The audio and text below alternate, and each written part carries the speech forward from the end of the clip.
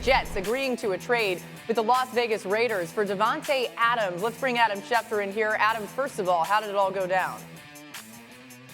Well, Laura, the Raiders have been insistent that they get a second-round draft pick and not pay down any of Davante Adams' salary. And in the end, they get a conditional third that can become a second and don't pay down any of Davante Adams' salary. The Jets traded a third-round pick that can become a second if Davante Adams is either voted first-team All-Pro or the Jets make it to the AFC Championship game or Super Bowl and he's on the active roster for either of those games. If any of those conditions are met, it then will become a second-round draft pick. But the two sides have been having conversations on Monday. They agreed to the parameters of a deal. Davante Adams took a red-eye flight late Monday night, early Monday morning, flew into New Jersey, took the physical with the Jets, and the trade became official. Now, he's been dealing with that hamstring injury that caused him to miss the last few games with the Las Vegas Raiders. There's a chance he could be ready to play Sunday night against Pittsburgh. We'll see if he's ready or not. The Jets will take a look at him this week, and if he's ready to go, he'd love to make his debut on Sunday Night Football with Aaron Rodgers. If not, it won't be much longer, and he should be back by the next week. But either way, Davante Adams, Aaron Rodgers matched up again. The Jets recognize that they have talent. They don't want to waste what potentially could be the last season of Aaron Rodgers' career, and they have traded for one of his favorite receivers in his NFL career. Love it, Adam. All of a sudden, that hamstring feels a little bit better maybe for Davante. We got a lot more breaking news to get to, so you stay right there. Rodgers made his weekly appearance on the Pat McAfee show, and here's how he said he found out about Davante Adams. I was pissed driving home through traffic, had a couple messages. I was just not in the mood to talk to anybody. Got home, and Tay had called me and texted me, and so I finally called him back, and so about, 12:30, 12:45 last night, I heard the news. Okay, so as soon as you hear the news, what's that? Well! Here he is. Hey, good to see you, Tay. Good to see you, man. Congrats. I'm sure there's a few new, little nuances, but for the most part, a lot of the same verbiage. Still the same OG right here, so should be able to pick up where we left off. That's the idea. Yeah, for sure. I mean, Tay is one of my closest friends in the league. I mean, I've been fortunate in 20 years to meet a lot of lifetime friends and guys I played with that I still keep in touch with. And Tay's right at the top of the list of guys that I really care about that are family to me. Tay and I have done a lot of great things over the years. He's made me look good a lot of times. So I'm really excited about it. Football. Yeah, he's really good at football. It's Swagoo talking about it. All right, we'll get to you in a second. Davante Adams made his first Pro Bowl in 2017. He made in each of his final 5 seasons in Green Bay, of course, as well. And in that time, Aaron Rodgers and Adams linked up for 52 touchdowns, which was by far the most of any QB receiver duo in the NFL. Patrick Mahomes and Tyreek Hill ranked second with 41. Mina, we start with you. What did you make of this move? Expected, necessary. By the way, wait. Mina Kimes, Marcus Spears, Dan Orlovsky, and Andrew Hawkins. Sorry, guys. We hadn't seen everybody yet, but I see you guys all the time, which is the best thing of my life. Go ahead. What did you think of the move? Yeah, I mean, it was smart, and I think what they gave up for him, a third that could become a second if they make it to the championship, totally worth it for a team that's all in. As far as Davante Adams, the player, this is an offense where timing matters a great deal, and I think we have seen over the course of the first few weeks that timing has been off in key moments. Bringing in Davante Adams, who has better chemistry with Aaron Rodgers than most receivers ever in the NFL, it's a no-brainer, especially when you think back to last night. The Jets lost that game in large part because they didn't produce in the red zone. I don't think they go 1 for 4 in the red zone if Davante Adams is on this team. I also love what it does for the rest of the team. We were talking about this before the show. Number of things. I think defenses will play significantly less man coverage against the Jets, which they've been unafraid to do. Aaron Rodgers is going to see a lot more shell coverage, which I think he's very good at picking apart. It's going to help the run game. Breece Hall is going to get more light boxes. He looked good running into those last night. And then finally, Garrett Wilson. I mean, what a problem for opposing defenses, covering both those guys at once. It's awesome. I covered it all. That's the impact. Everyone's better because of it. It has the visions of Jamar Chase and T. Higgins. Chris Godwin, Yeah. Mike Evans, Davante, A.J. Brown, where it's very simply put, you put Davante out there by himself and say, hey, Aaron, if you like Davante, throw it to him. Yep. If not, we can run the football like Mina's talking about with light boxes. Aaron's going to control the line of scrimmage. We can get Garrett Wilson on matchups. Allen Lazard's going to get more favorable matchups. The offensive line's going to have to block less in shorter amounts of times because the ball is going to get out quicker. So the amount of impact and the butterfly effect, it's rare that a receiver does this to an offense. He is one that makes everybody's job easier and better. Does this fix their issue? No. Their issue is details. They got to get more detail obsessed. The better players, the less details are needed essentially to play good football. And on top of that, for Aaron Rodgers, to your point, this is an all-in organization at the moment, right? We don't know what we have left of Aaron. We have this really good team now. We have to win. When you think about those details and what Aaron needs from the offense, he now has a player that he doesn't have to coach those with. He doesn't have to question whether or not he understands the timing of what this play is. Where the back shoulder is going to be. Or the back shoulder. Or are you on the red line and have the proper spacing, right? That's important. And the big question will be, well, what happens to Garrett Wilson? Well, what Garrett Wilson does really well, he separates and he's great after the catch. Well, now he's not going to be going against a team's top corner. Don't you think it helps Garrett?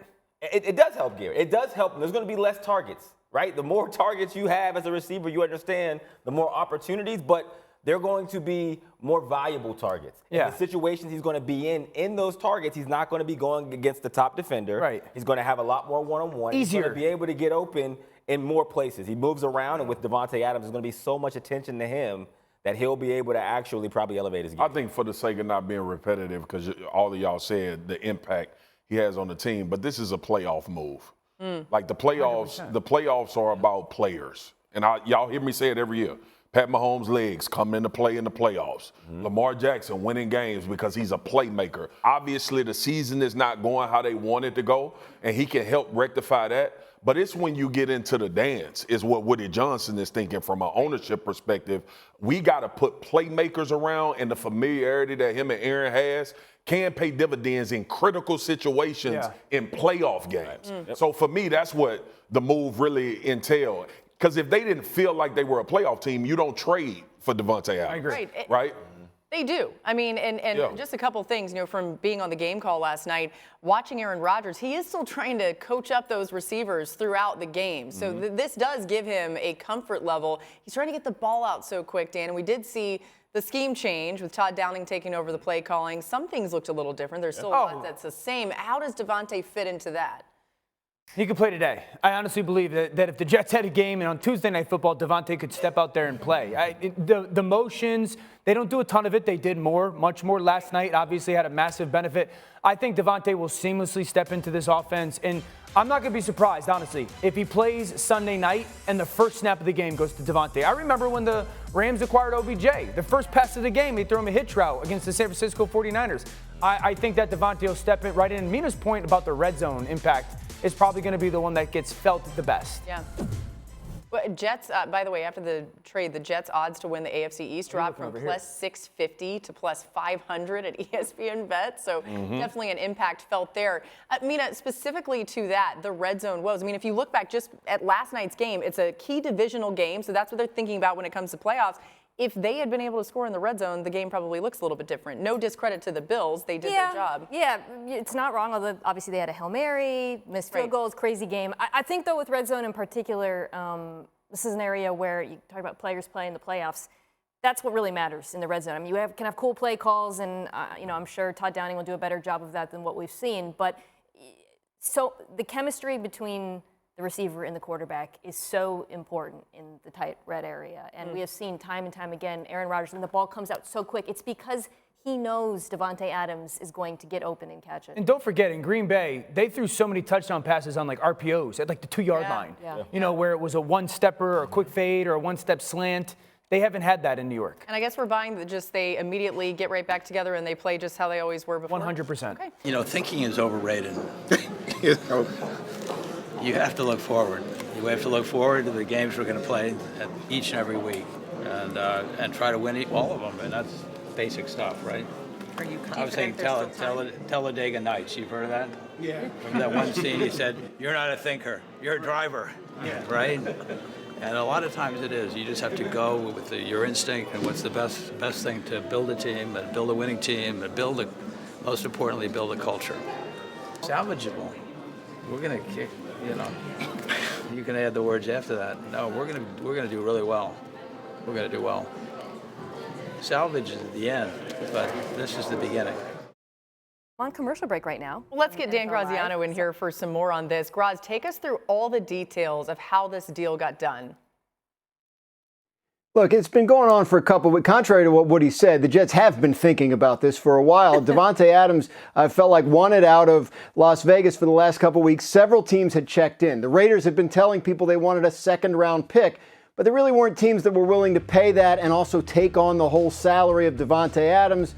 The Jets reached a point where they were willing to offer a third that could convert to a second and take on the salary, and the Raiders couldn't pass that up. They worked on it over the weekend. They worked on it on Monday. He was there yesterday and was set to take a physical today.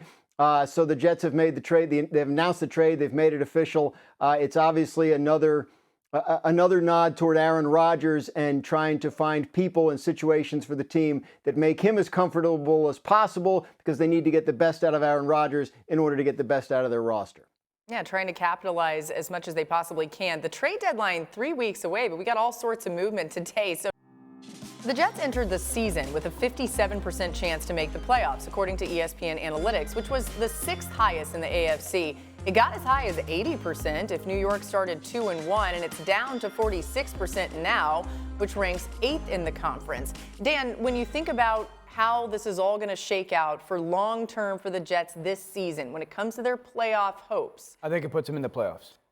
I think this Jets team is closer than the win-loss record. They got 3 losses by, 10 points? 2 of them are basically because of field goals. I've said this, they got to get more detailed. The Jets have basically said 2 Hall of Famers, go get us into the playoffs. Aaron's going to be in the Hall of Fame. Davante's going to be on the Hall of Fame. Jets have 3 Hall of Famers on their offense with Tyron Smith at left tackle. I understand all of them are older, but there's still 3 Hall of Fame players. I think what I saw last night from the offensive scheme, I don't think the defense is going to play as poorly as it did both in week 1 and last night. Some were much better. They got to be better against the run. This puts the Jets in the playoffs. The most fascinating thing for me right now in the AFC playoff picture is I think 2 and 4 teams get in. I believe the Jets and the Bengals will get in. Schedule helps. What do you think, Huck? Yeah, I think Davante Adams went from 1 2-4 team not going to the playoffs to another 2-4 team that's not going to the playoffs. Wow. I think that, yes, he's going to make their offense better, but their issues on the offensive line, consistency running the football, to your point, offensive detail, the defensive side of the ball. But here's my pushback, Hawk. If they make 1 field goal last night, we're having a completely how many teams are losing? Say that for a lot of teams. How many teams? They also hit a Hail Mary. But how many teams have lost 2 games this season because of missed field goals? But Dio, we deal in the reality of today. I understand that, but I hear you about the field goals, but it's been 2 interceptions at the end of the game. And to Mina's point, they hit a Hail Mary in the half that might have blew the game out in the second half. Look, they have talent. I'm not saying they don't have talent. I don't think Davante Adams fixes the issues with this team. And for I agree, they have to fix their details. Defensively, but also their defensive coordinator now was worrying about the whole team. So we knew that there would be a step back defensively, and that could be the continuing case throughout the season. Olbert has delegated a lot of things. I'm not going to go as far to say that I'm going to dismiss them from the playoffs. The AFC to me as a conference is haywire right now. I agree. Right? And you got a bunch of bad teams. Yeah, and they got the a AFC favorable as well. schedule. And it's favorable. So just by sheer numbers, right, you may get them sneaking in the back door at the 6 or 7 spot. But here's my thing. As a football team that we are trying, bro, there is so much change going on. And y'all know this. Sometimes, y'all remember when we was in the league and Philly signed every best free agent in America and didn't win a game? Now, I'm not saying that this won't be the case, but you got to think about, as they move forward throughout the season, those teams with cohesiveness are going to be getting better too. It matters. And I just want to see how fast they put it together. I think they could get into the playoffs, but I don't think they match up well with the best teams in the AFC once they're there. The run defense, I think, is going to be a huge issue against Baltimore and Buffalo. Both can run on them. Agree. Kansas City, that defense, I think, can go toe-to-toe with them. Houston, that pass rush is going to be a problem because this offensive line in New York is still an issue. I feel like The playoffs are about matchups, and if going against those 4 teams, I think I would pick every single one of the other teams in that. The vantage point is what you think Davante is, and then what you think Davante actually does for this football team. I believe Davante is still one of the finest receivers in football, and I think when you add a elite wide receiver to already talented group with an elite quarterback, everybody's job gets easier and everybody's job improves. Agreed. Then you mean to tell me that this football team's not better than 2-4? As their record, they better team as 2-4 currently or after Davante? Okay. We'll talk about it tomorrow. Yes, they are a better team. So is Baltimore. Okay. So is Cincinnati. We hear you.